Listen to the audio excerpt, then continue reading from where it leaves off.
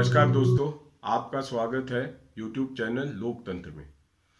लोकतंत्र इसलिए क्योंकि आज इन समाज माध्यमों के ही महानता है या जलवा है, आप कह सकते हैं कि एक आम आदमी अपनी बात सीधी राजतंत्र तक पहुंचा सकता है।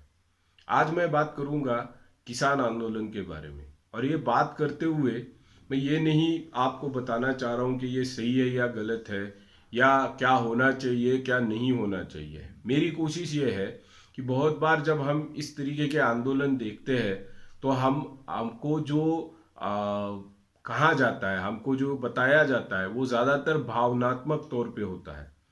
मगर हम अगर इसके पीछे कुछ आंकड़े हैं, जो सच्चाई है वो देखें, तो हम ये तय कर पाएंगे कि इस आंदोलन की जो दशा दिशा है वो दशा दिशा कितनी सही है, और क्या ये आंदोलन जिस तरीके से चल रहा है ये इस चलना सही है या गलत है। और ये आप तय करेंगे। मैं आपको सिर्फ जो सच्चाई है, जो आंकड़ों में दिखती है, वो बताऊंगा। जब हम खेती की बात करते हैं तो सबसे पहले ज़रूरत होती है ज़मीन की। भारत में आज 80% से ज़्यादा किसान ऐसे हैं जिनके ज़मीन के टुकड़े 2 हेक्टेयर से नीचे है। अब 2 हेक्टेयर से नीचे की ज़मीन मतलब वो किसान अल्प भूधारक किसान है, और ये एक सबसे बड़ी समस्या है खेती में, क्योंकि इससे जो उपज आती है वो उपज भी कम होती है, और कई बार तो ये उपज इतनी कम होती है कि किसान को मंडी तक जाने का खर्चा भी इस उपज से नहीं मिलता। और इसलिए किसान अपने गांव में या जो नज़दीक की शहर में जो व्यापारी होता है उसी को जो कीमत मिलती है उस पर अपनी उपज बेच देता है। दूसरी चीज़ जो है, जो सबसे ज़रूरी है खेती के लिए, वो है पानी। अब पानी जो है उनके लिए जो सरकार है वो बहुत सारी सिंचाई की योजनाएं लाती है, काम करती है, और बहुत सारी ज़मीन कोशिश करती है कि सिंचाई के अंदर आ जाए। अगर हम पिछले कुछ सालों में नज़र दें तो हमको दिखता है कि जब ये सरकार आई तब तकरीबन 106 मध्यम आकार की और बड़े आकार की ऐसी परियोजनाएं थी, जो परियोजनाएं बंद पड़ी हुई थी या बहुत ही धीमे गति से उनका काम चल रहा था।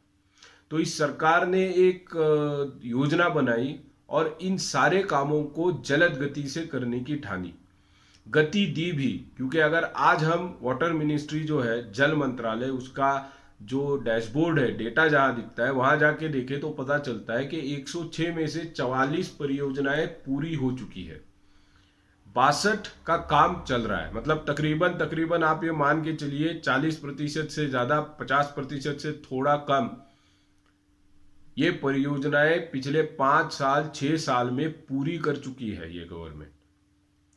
अब दूसरी परियोजनाएं हैं जो छोटे छोटे स्वरूप की है, और जो कि सतह तल पे की जाती है, जिसमें बहुत बड़ा काम नहीं होता है। माइक्रो इरिगेशन आप बोल सकते हैं। तो अगर ऐसी योजनाएं देखें तो तकरीबन 6223 के आसपास ऐसी योजनाएं थी जो कि इस सरकार के ने हाथ में ली थी। और उन योजनाओं में से आप अगर देखोगे तो 3098 योजनाएं पूरी हो चुकी है और 3115 योजनाएं चल रही है। मतलब यहाँ भी आप देखेंगे तो तकरीबन 50% का जो काम है वो पूरा हो चुका है। अब तीसरी जो सबसे ज़रूरी चीज़ है वो है पैसा, इन्वेस्टमेंट खेती में। अब ये भी एक ऐसी चीज़ है जो कर्जा लेके बहुत सारे किसान करते हैं, उनके पास बीज खाद के लिए भी पैसा नहीं होता है। अगर हम लोग आंकड़े देखें तो आरबीआई का डेटा ये कहता है कि पिछले कुछ सालों में जो लोन है, एग्रीकल्चरल लोन, उसमें बहुत बड़ा इजाफा हुआ है। अगर आप actual GDP to agri loan number देखें तो बहुत ड्रास्टिक उसमें बढ़ापा हुआ है पिछले 4-5 सालों में। अब तीसरी चीज है कि दूसरा एक फाइनेंशियल कवर है जो कि है बीमा के स्वरूप में।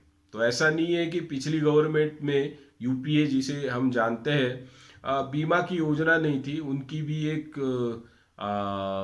बीमा की योजना थी। और उस योजना में और अब की जो फसल बीमा योजना मोदी गवर्नमेंट में लाई है उसमें कुछ अंतर है। और ये अंतर जो है वो उस योजना से मिलने वाले फायदों में है। जैसे कि एक दो चीज़ें ही मैं आपको बताऊंगा। अगर आप देखेंगे जो पुरानी योजना थी उसका सबसे पहले तो प्रीमियम बहुत ज़्यादा था, और दूसरा फसल तैयार होने के बाद भी जैसे कि बारिश ज़्यादा होने से या वातावरण के बदलाव की वजह से अगर साइक्लोन वगैरह की स्थिति जैसे बनती है तो जो नुकसान होता है उसका कवर नहीं था, और अगर वो कवर था तो वो सिर्फ कोस्टल एरियाज में था। मगर इस योजना में, नई फसल बीमा योजना में, वो जो है वो कवर सारे देश में दिया गया है। ऐसा नहीं कि सिर्फ कोस्टल में मिलेगा। और ऐसे छोटे मोटे बहुत सारे जो सुधार है वो इस नई फसल बीमा में किए गए हैं।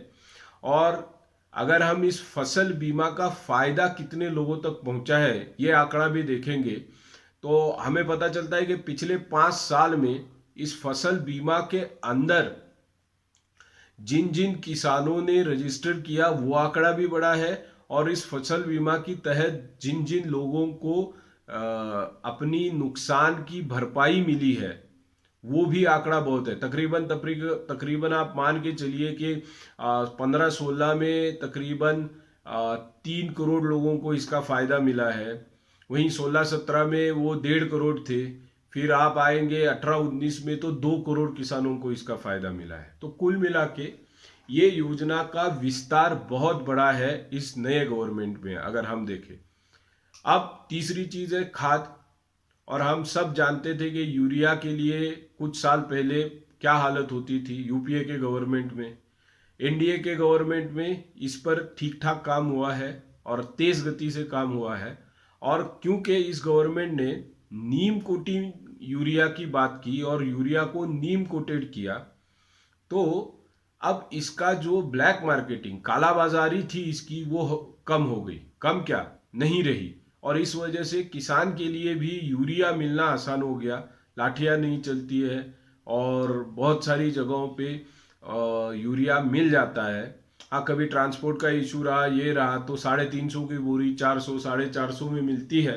आज भी कहीं ना कहीं ये होता है, मगर बहुत हद तक इस समस्या को भी नीम कोटिंग की उपाय योजना करके गवर्नमेंट ने सुलझाने की कोशिश की है।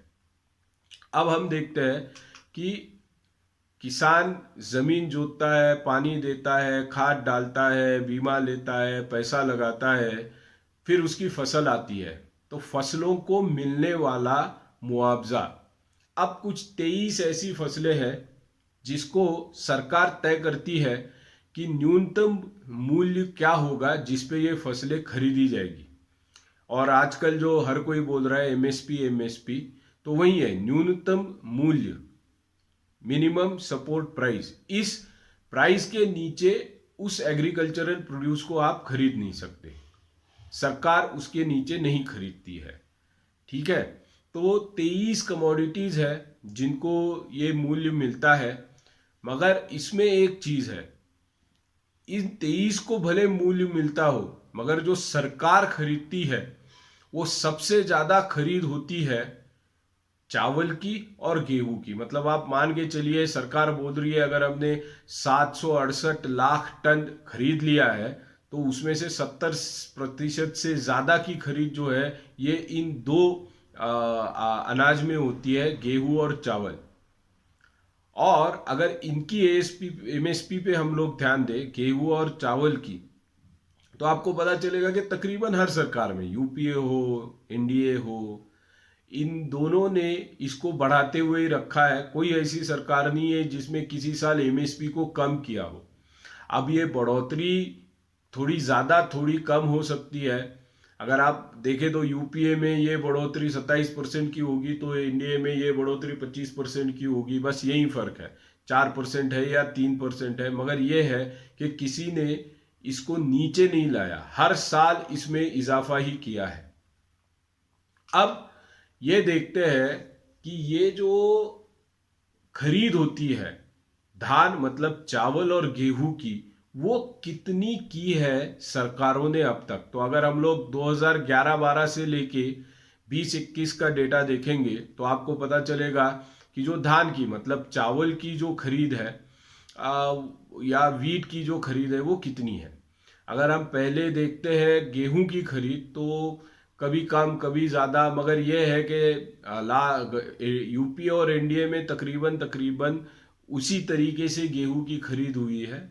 हाँ, ये है कि आखिरी कुछ दिनों में एनडीए ने खरीद को थोड़ा बढ़ा दिया है, मगर एवरेज आप करेंगे तो वही 350 लाख टन के आसपास इनकी खरीद है। तो यूपीए ने भी उतना ही किया है, एनडीए में भी उतना ही हुआ है।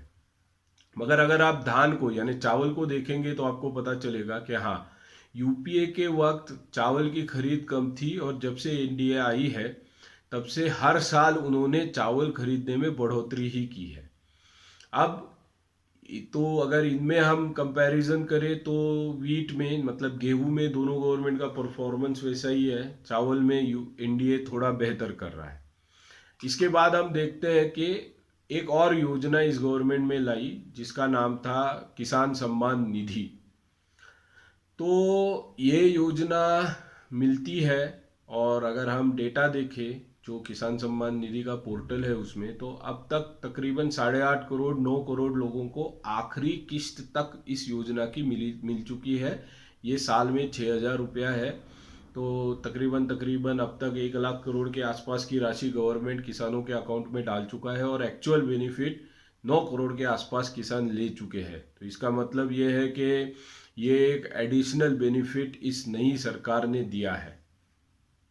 किसान सम्मान निधि के बाद हम बात करेंगे कि अब ये आंदोलन क्यों हो रहा है, क्योंकि तकरीबन हमने जितना डेटा देखा, ना यूपीए ना एनडीए किसी ने कुछ कम नहीं किया, तकरीबन पॉलिसी वही रही। उल्टा एनडीए ने तो एक दो चीज़ें ज़्यादा ही अच्छी की है। किसान सम्मान निधि के रूप में जो पैसा दिया है वो बीज खाद है ना, कभी ट्रैक्टर लेना है भाड़े पे तो काम आ जाता है, उसके लिए उसको कर्जा लेने की ज़रूरत नहीं है छोटे किसान को। तो ये आंदोलन क्यों है, और ये आंदोलन जो है वो ज़्यादातर पंजाब के किसानों में इस आंदोलन की लहर क्यों है।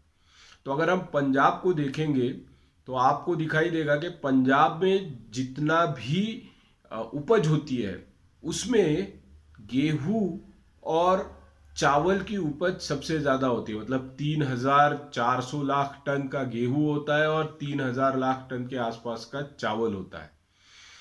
अब हमको तो बचपन से ये मतलब मकई की दो, पंजाब की बात होती है तो मकई की दो रोटी सरसों का साग सिखाया गया है, मगर आप अगर मक्के की खेती देखेंगे तो वो एक दशांश भी नहीं है गेहूं के और इसके, है ना। तो क्योंकि पंजाब में सबसे ज़्यादा गेहूं और चावल उगाया जाता है, तो पंजाब के लिए बहुत ज़रूरी है। क्यों?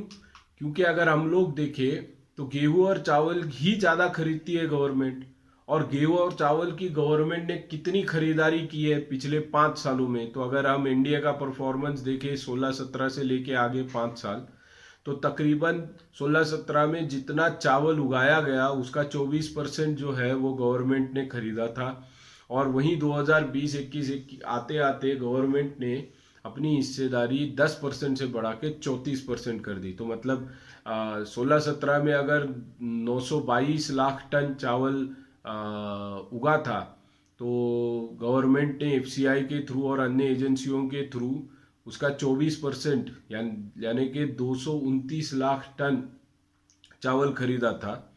और वहीं अगर हम 20-21 की बात करें तो 1,062 लाख टन अगर उपज हुई है, सॉरी चावल की नहीं गेहूं की, तो उसमें से गवर्नमेंट ने 364 लाख टन की खरीदारी की है, मतलब तकरीबन 64%। तो यहाँ तकरीबन 10% का इजाफा है गवर्नमेंट के प्रोक्योरमेंट में गेहूं में।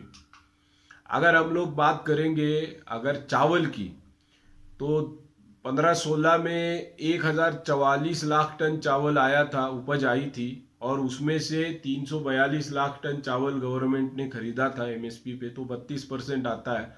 और 19-20 की अगर बात करें तो 1,174 लाख टन चावल की पैदावार हुई है, और उसमें से 40% मतलब 477 लाख टन की खरीदारी गवर्नमेंट ने की है एमएसपी पे। तो ये भी यहाँ भी आप तकरीबन 7-7.5-8% का ग्रोथ देख रहे हैं।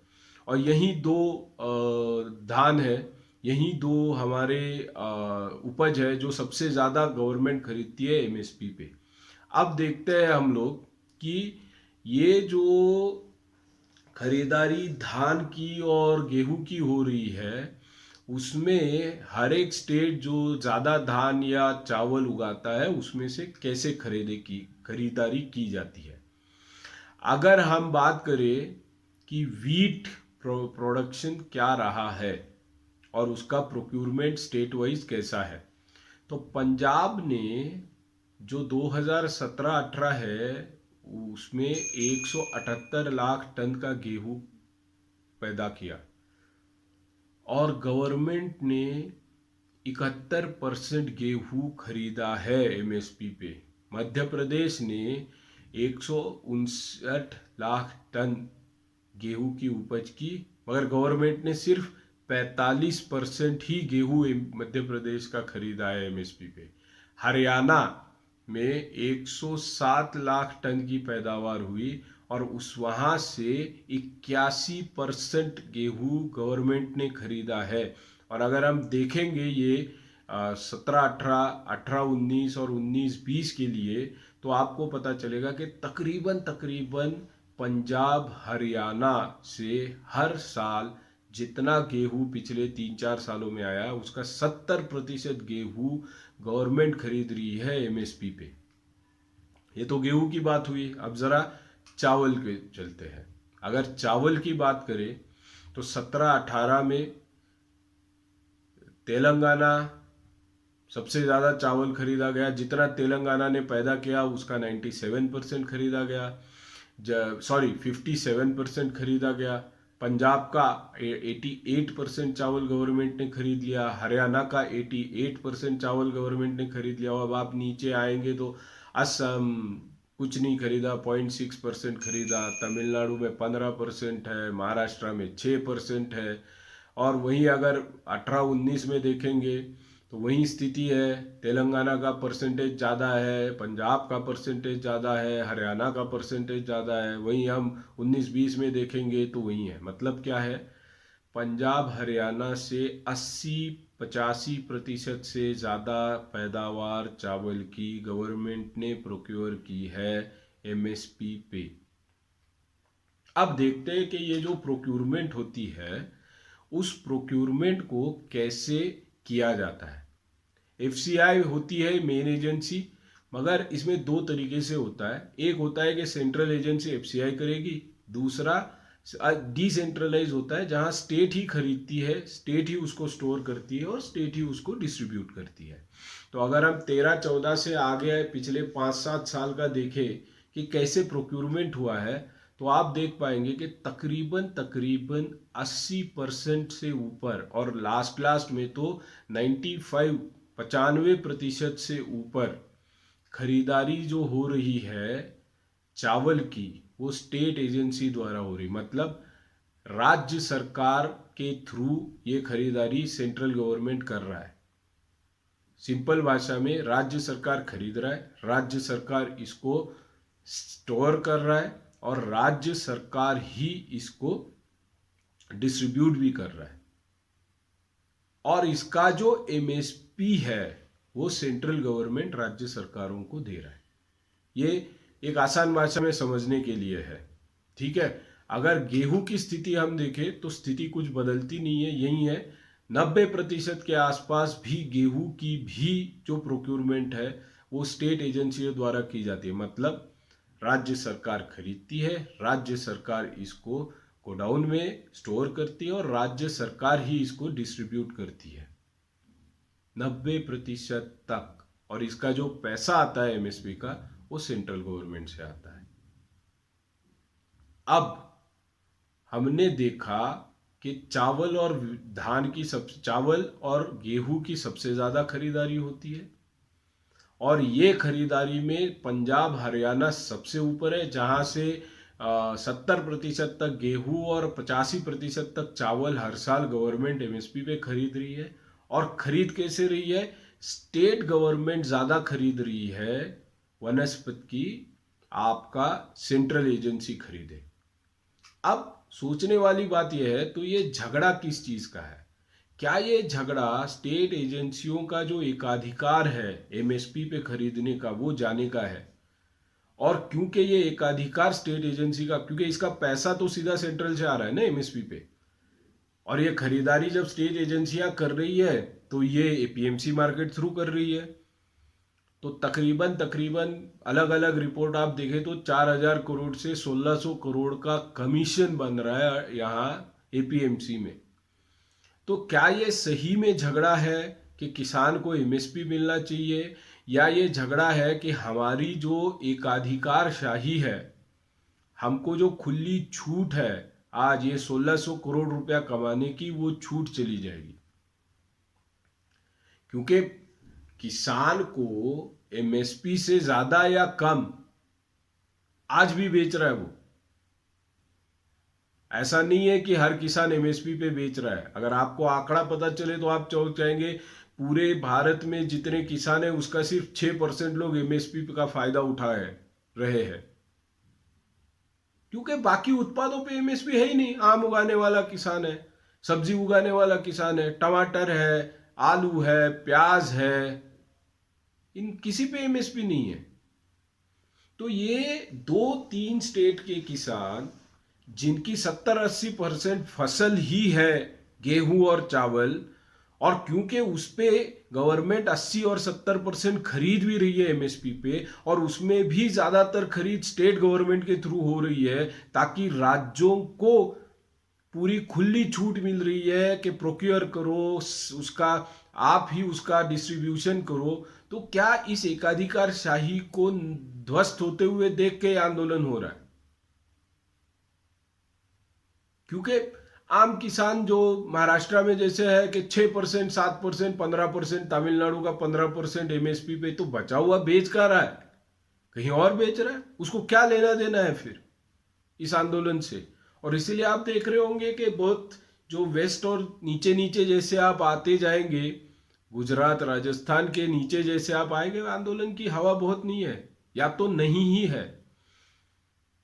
तो अब ये समझने वाली बात है कि क्या सिर्फ भावनाओं में बह के हम भी समर्थन करते हैं किसान भगवान? किसान भगवान है। आपको एक डेटा में दिखाऊंगा कि ये कहा जा रहा है कि भारत की अर्थव्यवस्था खेती पे निर्भर है। खेती 16% कंट्रीब्यूट करती है जीडीपी में। मतलब अगर भारत कुल मिला के 100 रुपए के उत्पाद बनाता है, उसमें खेती 16 रुपए का उत्पाद बनाती है सिर्फ, और बचा हुआ जो 84 रुपए के उत्पाद है वो तो स्मॉल मीडियम और बड़े बिजनेसमैन बना रहे हैं, और उसमें जो काम कर रहा है वर्कर वो बना रहा है। तो 86 रुपया जो भारत कमाता है, या वो 86 रुपए के जो उत्पाद भारत बनाता है, वो तो इंडस्ट्री बना रही है। और ये जो 16% या 16 रुपए का उत्पाद जो ये किसान बना रहे हैं, उसमें खर्चा कितना है?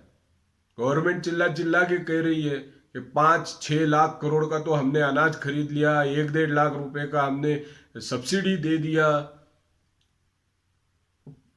तकरीबन 6-6.5 लाख रुपया तो ये गया है पैसा। 16 रुपया कमाने के लिए 6 लाख करोड़ लग गया। किसका लगा? ये जो वर्कर काम कर रहा है ना, और पैसा भर रहा है टैक्स के रूप में, उसका लग गया। तो इस वर्कर की क्या गलती है? रास्ता रोक के बैठे हुए। अब ये हमको सोचने वाली बात है कि क्या आंकड़े ये दर्शा रहे हैं कि ये आंदोलन सही है या नहीं है? ये मैं नहीं बताऊंगा, आपको मैंने आंकड़े दिखा दिए। अब आपको तय करना है कि आंदोलन सही है या नहीं है। आप मुझसे पूछेंगे तो ये आंदोलन की दिशा सही नहीं है। आप रास्ता रोक के एक आम आदमी की जिंदगी को आप उथल पुथल कर रहे हैं। वो आम आदमी भी तो इस देश के 100 रुपया जो बनाता है देश उत्पाद, उसमें 86 रुपये का कंट्रीब्यूशन दे रहा है। तो खाली भावनाओं से सोच के हमेशा नहीं चलता है, आपको थोड़ा रियलिटी में भी देखना पड़ेगा। ये सुधार क्यों जरूरी है? इंडस्ट्री आज 86 रुपये तक कैसे पहुंची? 91 के बाद पहुंची। क्यों पहुंची? इसलिए पहुंची कि टेक्नोलॉजी आई, प्राइवेट इन्वेस्टमेंट आया। प्राइवेट शब्द हमेशा खराब नहीं होता है, और कोई भी कानून एक दिन में सही नहीं बनता है। अब सोचने वाली बात है, और मैं तो आपको ये वीडियो देखने के बाद यही सुझाव दूंगा कि आप तय करिए, और जो भी आपका मन हो। किसी भी गवर्नमेंट ने कम ज़्यादा नहीं किया, उल्टा इंडिया ने थोड़ा ज़्यादा ही दिया है। मैं ये नहीं बोल रहा हूँ कि यूपीए ने कुछ नहीं किया, कम किया ही है किसानों के लिए, मगर तो ये समझने वाली बात है। बाकी हम सब ये समझते हैं, और हम सब इतने होशियार हैं कि इस आंदोलन की दिशा दशा सही है या गलत, ये हम अपने आप तय कर पाए। धन्यवाद। अगर आपको ये वीडियो पसंद आया तो आप इस चैनल को सब्सक्राइब कीजिए, लाइक कीजिए, शेयर कीजिए, और जितने ज़्यादा दोस्तों तक या अपने परिचितों तक इस वीडियो को पहुंचा सकते हैं पहुंचाइए, क्योंकि एक आम आदमी को भी राय रखने का हक है। नमस्कार।